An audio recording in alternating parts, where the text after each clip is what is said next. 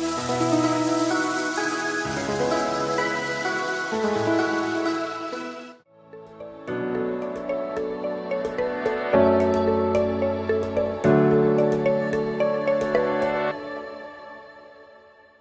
Jemaat Tuhan, senang sekali boleh berjumpa kembali dalam Renungan Kingdom Devotion hari ini. Saya masih meneruskan dalam kitab Roma, kitab yang luar biasa ini, di mana Rasul Paulus sungguh-sungguh ingin membawa kita kepada Injil Tuhan. Tetapi di pasal-pasal awal ini, dia masih memberikan gambaran manusia ketika tanpa Kristus.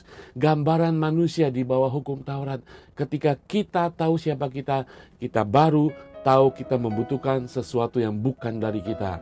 Kasih karunia Tuhan. Saudara sekalian, hukum Taurat hari ini, Rasul Paulus yang adalah Farisi, daripada Farisi, dia mengerti hukum Taurat, dia tahu hukum Taurat, dia adalah seorang Farisi yang luar biasa.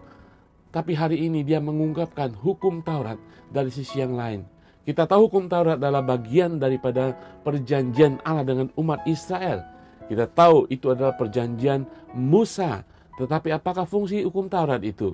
Sebagai umat Tuhan, kita tahu hukum Taurat ada di dalam Alkitab.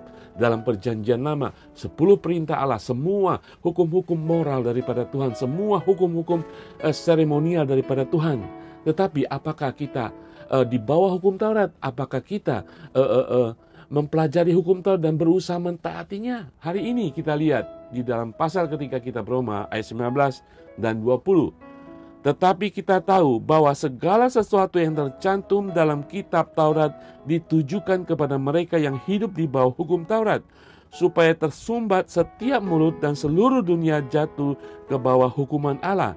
Sebab tidak seorang pun yang dapat dibenarkan di hadapan Allah oleh karena melakukan hukum Taurat, karena justru oleh hukum Taurat orang mengenal dosa.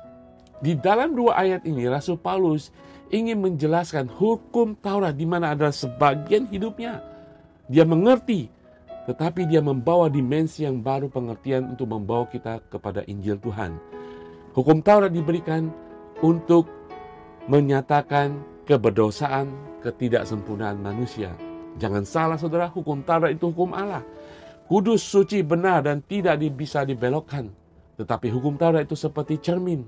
Semakin kita lihat dekat kepada cermin, semakin kita lihat ketidaksempurnaan wajah kita, ketidaksempurnaan tubuh kita.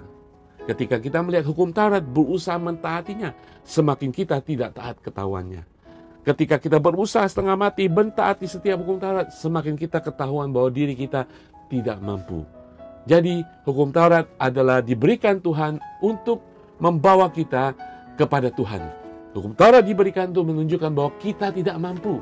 Hukum Taurat diberikan untuk menyatakan bahwa kita bangkrut sebagai umat manusia. Kita bangkrut secara moral, kita bangkrut secara karakter. Sehingga apa saudara? Membuat kita bertekuk lutut dan kita mengatakan, Tuhan aku tidak mampu, aku perlu Engkau. Aku adalah orang berdosa, aku perlu juru selamat.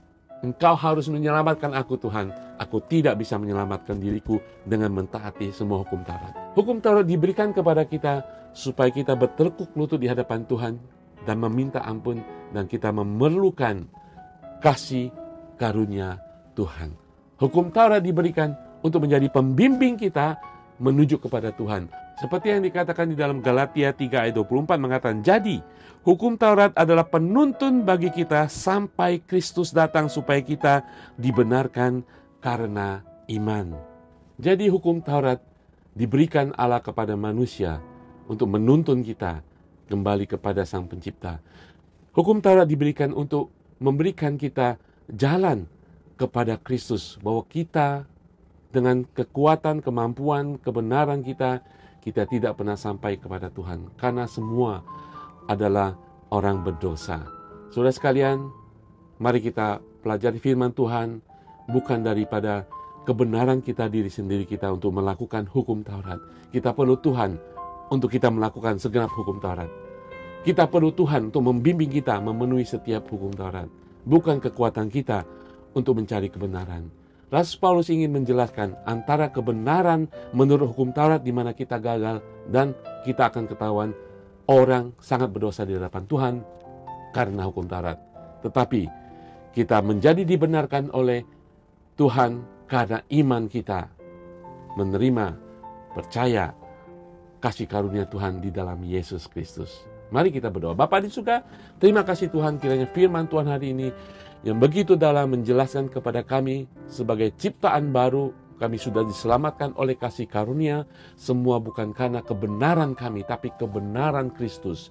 Bagi teman-teman yang belum percaya kepada Kristus, bahwa Engkau celikan mata mereka Tuhan, bahwa mereka perlu Tuhan sendiri untuk menyelamatkan mereka. Bahwa mereka tidak bisa menyelamatkan hidup mereka dengan apapun kebaikan, keluhuran hidup mereka. Hanya kasih karunia di dalam Yesus Kristus hanya yang bisa menyelamatkan mereka. Di dalam nama Tuhan Yesus, jamah setiap orang. Karena kemurahan-Mu saja, di dalam nama Tuhan Yesus. Haleluya, amin. Saudara sekalian, hidup di dalam kasih karunia Tuhan. Tuhan Yesus memberkati.